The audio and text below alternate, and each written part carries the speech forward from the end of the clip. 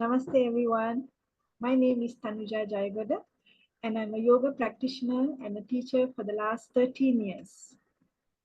And it is with great joy that I'm introducing my yoga teacher, Ms. Shailaja Menon, founder of Met and Beyond Yoga Studio in Malaysia, author of Yoga Shakti and a recent book called Breathe, Bend, Be, and a yoga teacher and a practitioner for 25 years now. So let me begin the conversation with her. Namaste, Guruji. Can you share a bit about your yoga journey into yoga? What inspired you to become a yoga teacher? Namaste, Tanuja, and namaste to everybody else, those of you who are watching the video, and a huge thank you to Indian Yoga Association for giving me this opportunity to share my love and passion for yoga, which, as Tanuja just mentioned, I have been carrying for the last 25 years. And wishing everybody a very happy International Yoga Day as well, because it is in conjunction with International Yoga Day that we are doing this video as well. So yes, on that very happy note, let me get started. So thank you, Tanuja, for the question. Tanuja has been my student for the last 13 years, and I'm very happy that she has also imbibed the same love for yoga and has gone on to become a yoga teacher, a very good yoga teacher herself. So I always feel different aspects or different situations in life invite different people to yoga practice. Some people are born into yoga lineage. Some people have a back pain and are advised to go and meet their go and do a yoga class. For me, it was stress. I think, thankfully or not, my ability to handle stress was not that great, and I used to have stress headaches all the time. My father was a medical doctor, and he always told me, even when I was in college, that I need to learn to manage my stress. Otherwise, there was really nothing wrong with me otherwise. So yoga was something I naturally gravitated towards. Even in college days, I would go and do meditation classes. But when after my first son was born 25 years ago, I went back to Coimbatore, my hometown, and I enrolled in my very first yoga class at Integral Yoga, which has one center in India in Coimbatore, by Swami Sachidananda. And there I met Mataji Divyananda, my yoga teacher, who greatly inspired me to the practice through her own shining, luminescent personality. So it was one of those moments when I looked at somebody and said, I want to be like them. So right from the beginning, I was guided to the philosophy and the context that yoga was not really only about standing on your head or standing on your hands, but it was really about a complete transformation of your personality and being your highest self, yeah, through your personality. So I attended my first yoga class. It was a light bulb moment.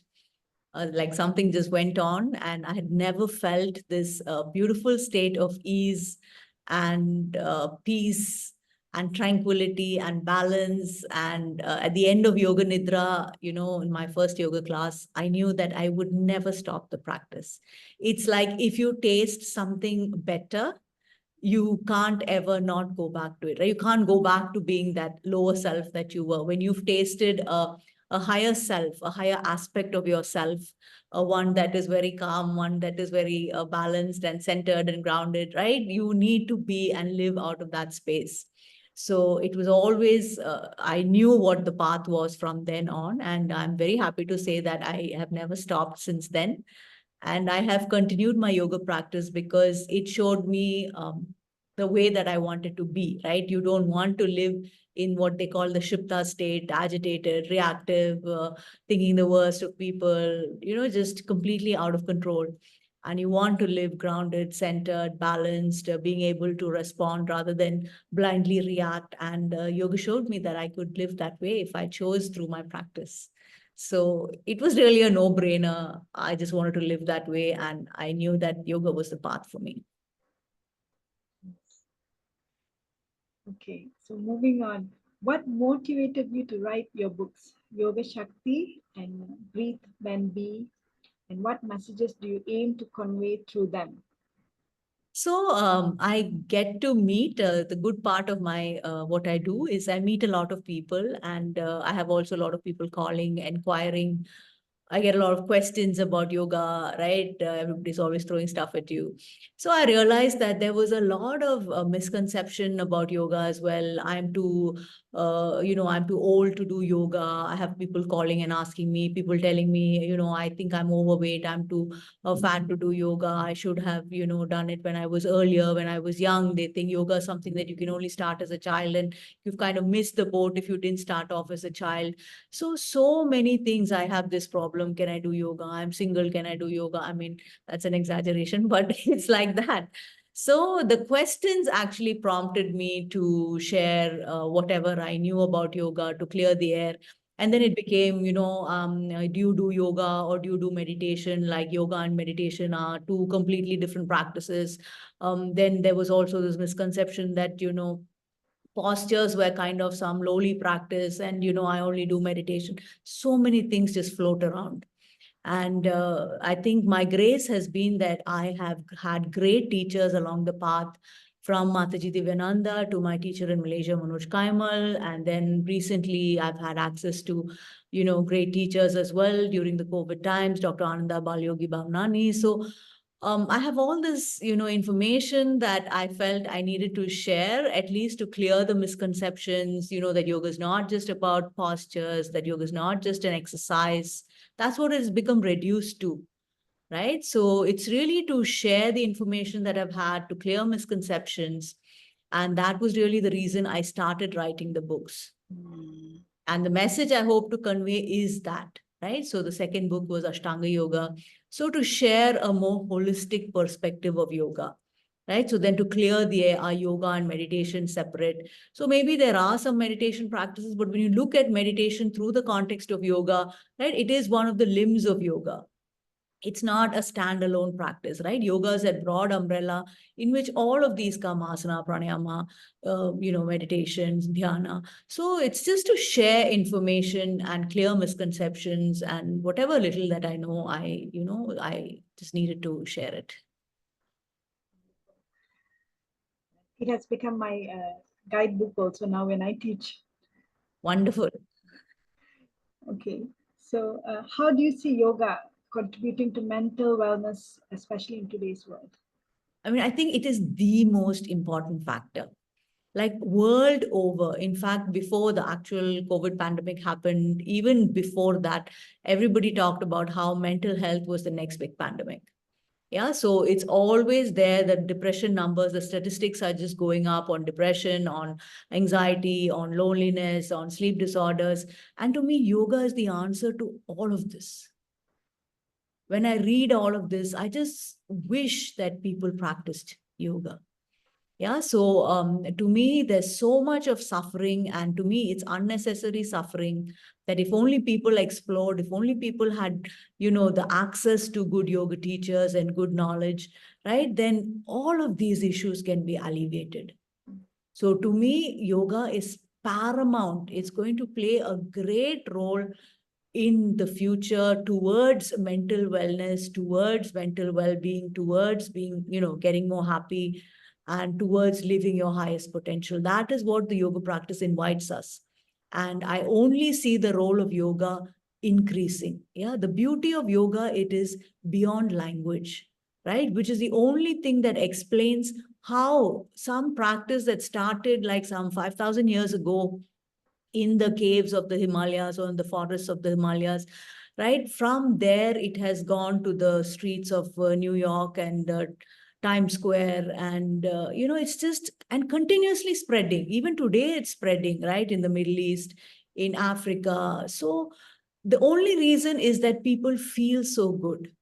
Yeah, at the end of the practice. It's not really something that you even have to talk about. It's how they feel, what the practice makes them feel, right? So yoga has such a huge role to play in well-being and mental health. And I really see it taking a paramount position for people to release suffering and be happy.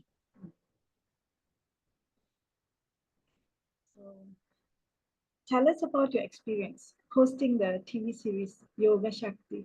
Yeah, so when COVID happened, I think the online world just opened up, Mm. right? People became more and more connected online, and the world somehow became a much smaller place. So I have friends, good friends of mine in the UK who, knew that Anand TV was looking for a yoga series to happen. And since I was also at home, and all of us were confined to our homes, and it was a great time for me to explore all of this, teaching yoga online, recording, videoing, getting new stuff, becoming more tech savvy with recording. So it was a very exciting time doing all of these different things, and an opportunity to share. Like yoga can mean different things for different people. So it was an opportunity to share my perspective of yoga from what I had gained from my teachers over the years, and to share that philosophy based practice. So, yeah, it offered me the opportunity to reach a wider audience, which I would otherwise not have had access to. How has yoga transformed your own life, personally and professionally? Yeah, so it's really been the mainstay of my life, and something that completely transformed my life, right? So it helped me manage my mind, manage my stress, and that in itself is such a great thing. So I always say the greatness of yoga practice is that it is an experiential practice, right? It gives you a taste, a glimpse of deeper dimensions of your own mind that we otherwise don't have access to, right? Otherwise, we're always living on the surface level of the mind, right? Like those choppy waves of the ocean, we're up, we're down, we're pulled between what they call raga and dvesha, right? Likes and dislikes.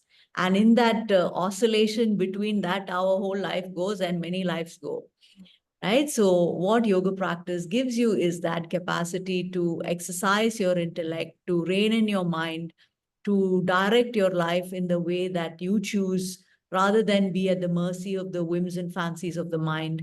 I always say we're slaves to the mind. We don't even recognize it, right? We're always doing what we like, staying away from what we don't like, not really realizing that likes and dislikes are not really the parameters that we should be focused on. So yoga has transformed my life completely. It helped me deal with my mind, release my stress, be happier. And through the different, professionally, I would say, right, through the different aspects, I never came into yoga as a career option. It was something that organically grew. I like to think of it as my soul's urging to step into the practice, and it just evolved organically. My As a yoga practitioner, as a teacher, founder of a yoga studio, as an author, now as a speaker as well. So it's helped me to really expand different dimensions of my life, do different things with my life. Really exciting and yeah, fulfilling.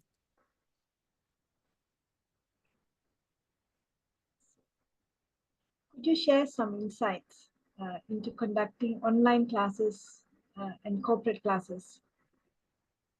Yeah, so during the COVID time, again, was the first time that online, classes sprung up. Till then, I think most of us were quite happy teaching in our studios.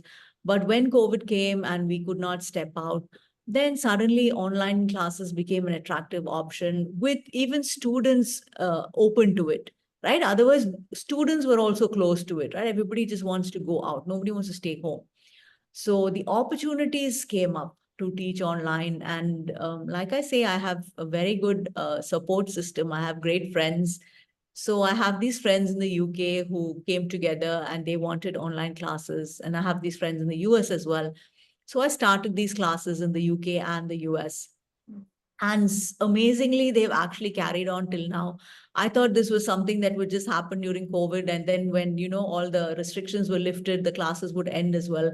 But somehow they've survived and they've carried on. And I've actually formed a very deep connection with my students. So it's quite amazing how distance really doesn't matter, and how we're able to transcend space and in ways and truly connect with people, even, online, even though they are such a, far distance away. So it's been a great experience. I'm truly deeply grateful to have this opportunity to teach people in other places as well, besides just my studio here in Malaysia. Yeah, so it's been a great experience. Corporate classes as well. The emphasis is on stress relief. Yeah, because I think stress is really the biggest killer today. If you look at even functional medicine doctors like Dr. Mark Hyman, who's also a New York Times bestseller, right? He also says that one of the greatest, I think over 90% of diseases, yeah, their roots are in stress. So it's quite obvious today through scientific evidence as well that the mind, the body, the breath, energy, what we've been talking about in yoga is so deeply connected, is something that's being accepted in scientific circles as well, medical circles as well, that, it is stress that causes disease in the body. So, yeah, that's what stress relief, I think, is the need of the hour. And the yoga practice, to me, is the greatest way to release stress. I think the greatest contribution of yoga to healthcare is also stress relief. And like I always say, we have many tools, right? We all have a body, we all have a breath, we all have a mind, but we really don't know how to use it. Yeah, these are all tools that we have. Yeah, but through the yoga practice, yoga empowers us. Yeah, it's an empowering practice. So it empowers us with the knowledge to use our body, to use our breath, and to use our mind to, just overcome all of these issues, to release stress, to be happy, to release energy, to live our highest potential. Yeah. This one, my favorite. How do you approach teaching yoga philosophy and practice in your classes and retreats?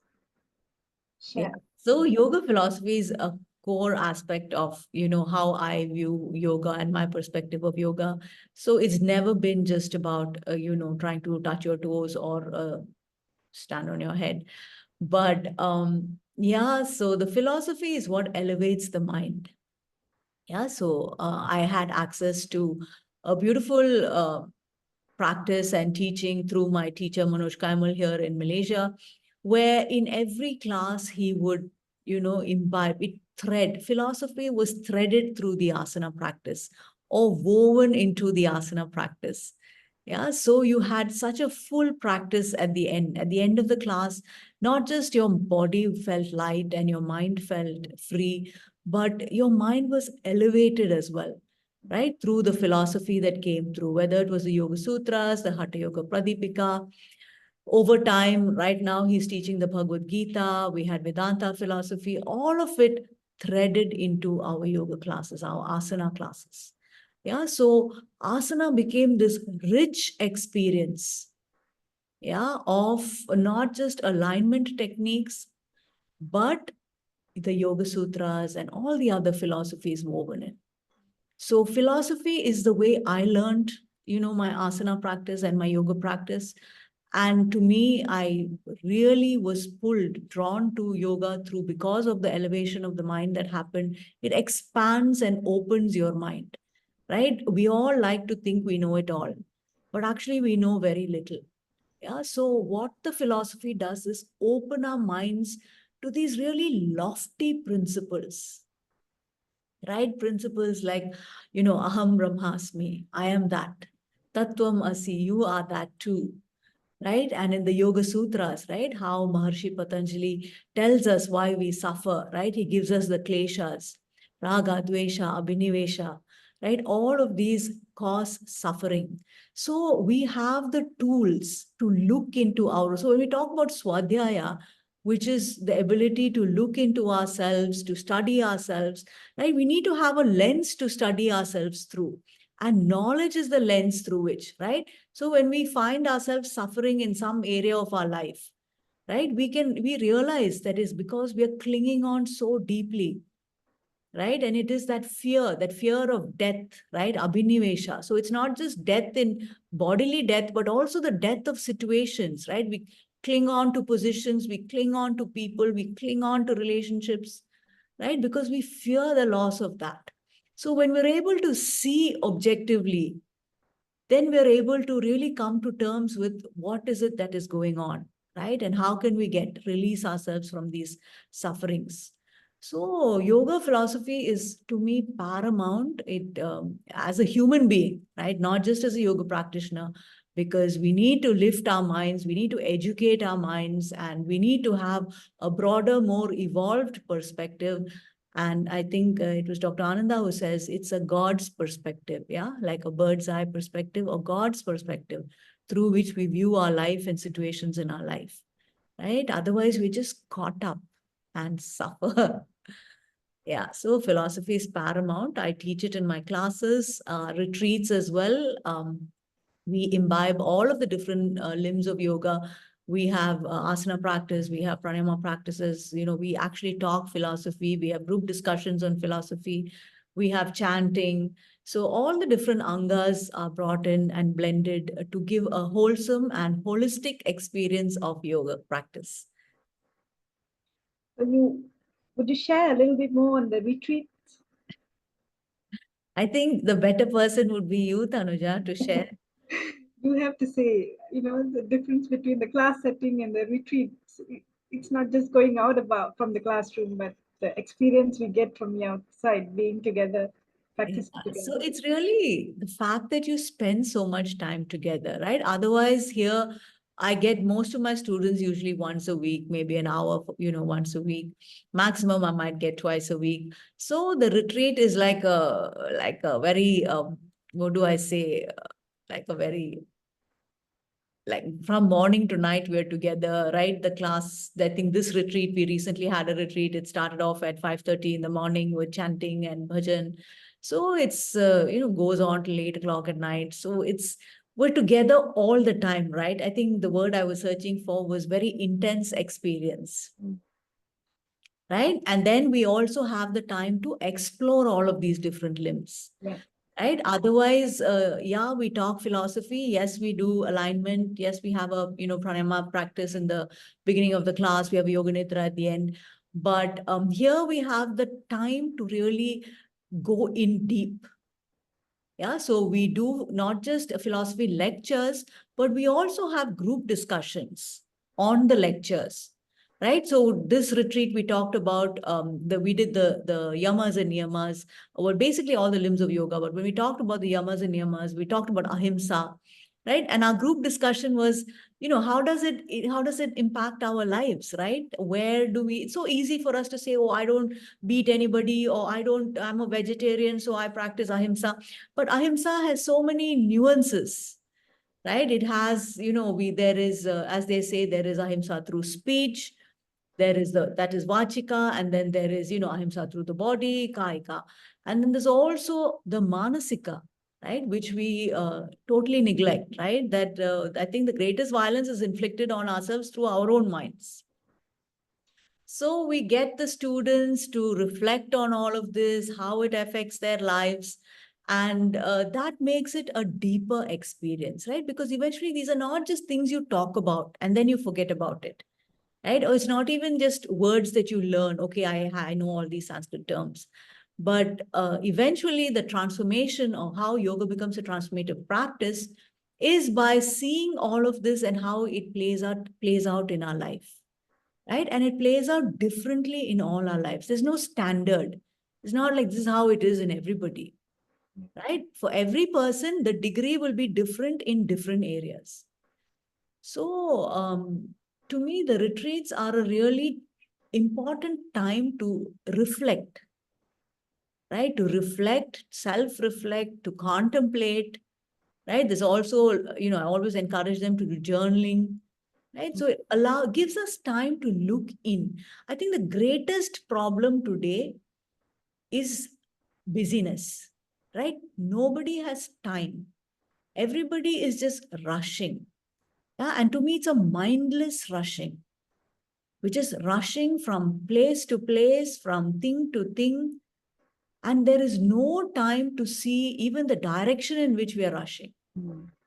Right? So these words like contemplate, reflect, they all need time. There is a value to having time to yourself, to dig deep, to go in, And that's what a retreat gives you, right? Time for all of that.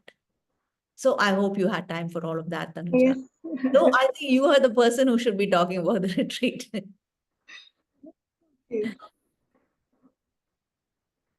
we move on. What are your aspirations and goals for the future of your work in promoting yoga and mental wellness?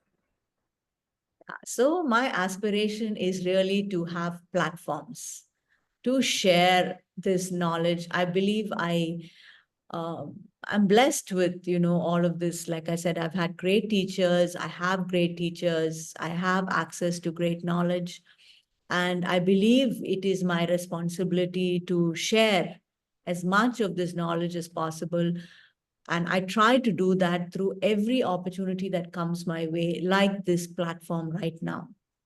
Right. So in classes, I'm always talking. When I get opportunities to speak, I'm always talking. I'm always writing books, right? My second book is done. I'm working on my third book. So all of these are avenues to share. So I would aspire to have more such, platforms, to have these opportunities to continue my sharing. So, what advice do you have for individuals who are interested in starting their yoga journey but may feel intimidated or unsure? Yeah. So my own journey, if I reflect on, it has really been about following my heart. Yeah. So I never had yoga was not like a career goal. It was not something it was really not even part of my vocabulary, right? As I was growing up as a child, like I mentioned, I did not grow up in a yoga family or anything like that. Though I was deeply influenced by my uncle, a cardiologist who lived in America, who every year would come to visit us because, my grandmother lived with us, his mother, and he had taken to yoga in a big way, and I could see how it completely transformed his personality. So yeah, so again, another example of how yoga for me was always about transforming personality, and not just about a pose or a shape. So yeah, because of that, I guess for me it's always about trying to do my best, follow my heart, listen to my soul's urging. And I just did what felt good and what felt right. But I do understand that it's not the same for everybody. There is a practical element to it.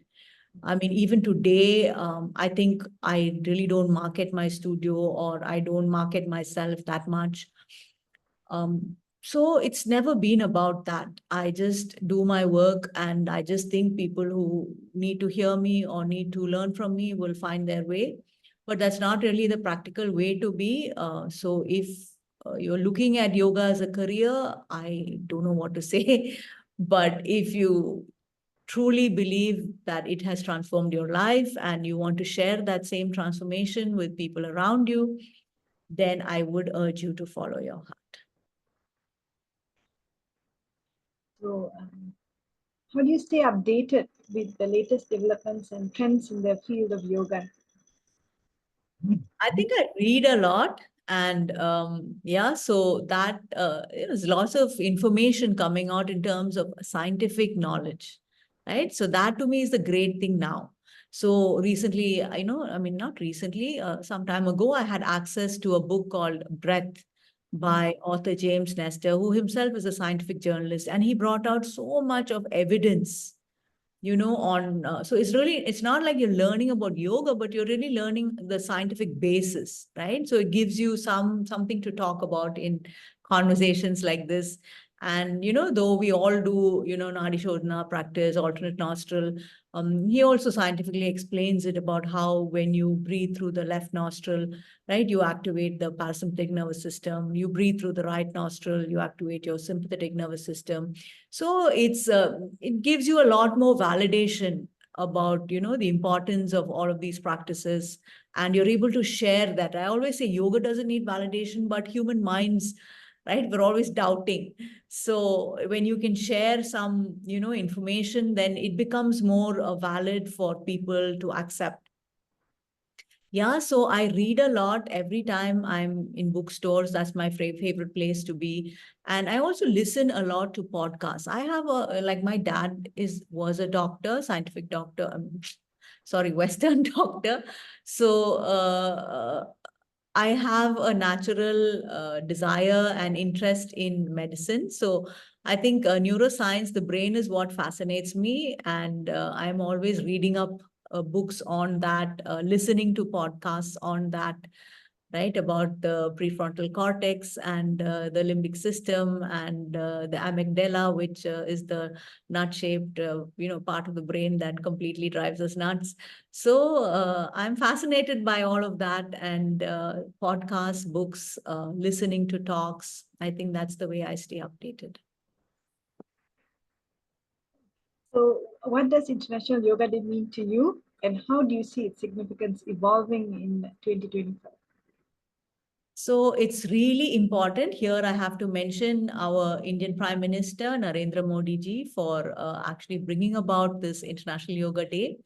Though, a lot of people may think, what is the need for a yoga day? I think it becomes a focal point, right, around which there is emphasis on everything that is yoga and yoga related.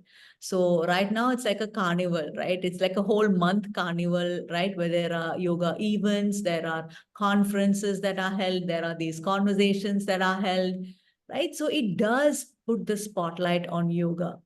Right. And even for me, like if I had a choice, if I were to release my book, I would rather release it just before International Yoga Day. Because somehow, whether you're a yoga practitioner or not, you can't get away from yoga during that time. Right. There is an increased awareness, a heightened awareness, right? News about yoga. So I think it's really gone a long way towards putting the spotlight on yoga and propagating yoga in a positive manner. Yeah, so I think it's a great thing that our Prime Minister has done, and I'm sure that it is going to continue to reap dividends with the years. Okay, so last question. What message would you like to share with yoga practitioners and enthusiasts around the world on the occasion of International Yoga Day 2024? Yeah, so it's very easy to, when you look at Instagram photos and all of that, it's very easy to think of yoga only as like a physical posture that you do, or some gymnastics with your body, or just putting your body like a pretzel. But to connect to the real spirit and essence of yoga, which is about stiram sukham, being in a state of ease, being in a state of peace, being stable, being grounded, right? To connecting to those deeper dimensions. So to really understand that yoga is not just about what we do on a mat, which is why my studio is also called Mat and Beyond, right? We learn about the seeds are planted on the mat, but the true yoga practice is actually off the mat in our everyday life. Yeah, so yoga is not just a class that we do once a week. It begins that way. But as our awareness deepens, as our consciousness deepens, it becomes a moment to moment, 24-hour practice. Yeah, so to eventually view yoga as not just a mat practice, but it is a shift from a shape of a body to the state of mind. So that is the journey of yoga practice. We all begin with shape of body, right? We want our body to look in a certain way. We want to have a picture in a certain way. But to know that that's not where it, and that's fine. Yeah, Swami Sachidananda would always say that, asana was a calling card, right? Because we connect to the body, right? So that's fine. But to know, to keep learning, yeah, it is only our ignorance that limits our understanding or perspective of yoga to shape of body. Yeah, to understand that it is only our ignorance. And as our knowledge grows, right, then we understand that it is that shift from shape of body to state of mind, right? That is the essence of yoga practice.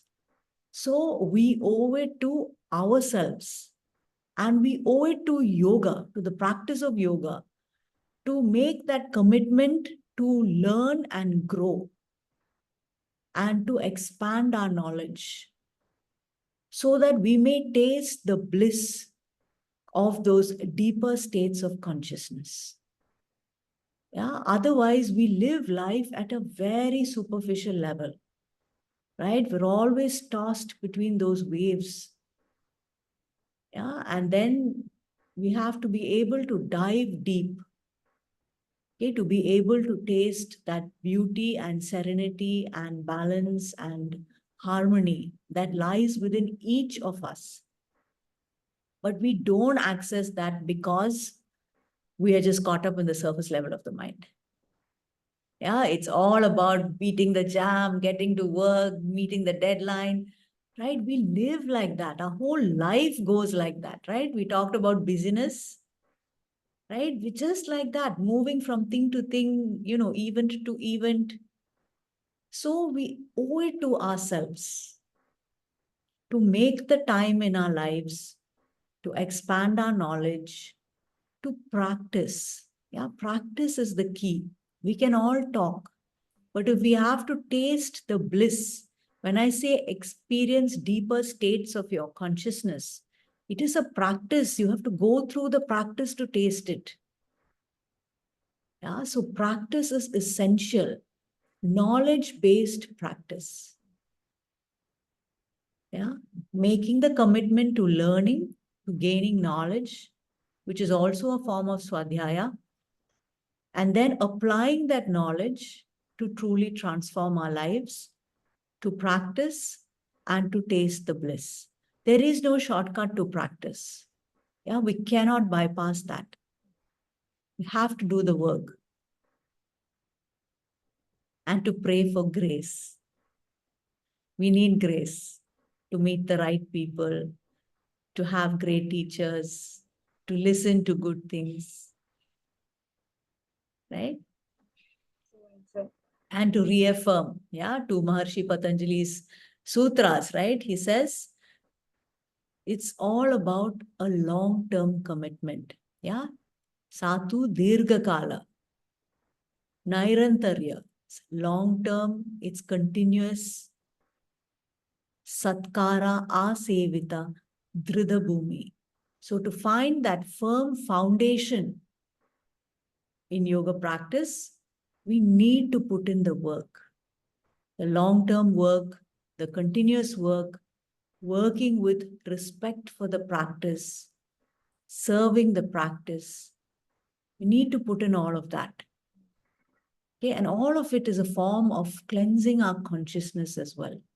As long as we're in the grip of dvesha, right, all the time just upset with people, cutting out people, just angry, revenge, right? Where can any, beauty bloom in the mind? Yeah, so to cleanse our consciousness, all of these practices are so important. Again, going to Maharishi Patanjali, Maitri Mudita, Karuna, Upekshanam, right? Friendship, goodwill, compassion, the state of equanimity, all of that is needed, yeah, to cultivate that ground of the mind for beautiful flowers of consciousness, of joy, of peace, of bliss to bloom. thank you. Thank you so much for sharing such insightful things. Thank you, Tanuja, for taking the time to do this with me. So I'd just like to conclude again by thanking the Indian Yoga Association for this wonderful honor and opportunity to share my love and learning for yoga with all the audience. Thank you, audience, for being here and for taking the time to listen, and wishing everybody a wonderful International Yoga Day, a day to spotlight yoga, a day to really put the focus on yoga. And remember, whatever we focus on expands. So through the focus and the spotlight that goes on yoga, may the beauty of yoga and the power of yoga, yeah, yoga is an empowering practice. May the power of yoga shine bright and spread to all corners of the world. Thank you all. May the light of yoga guide our lives Namaste all. Namaste.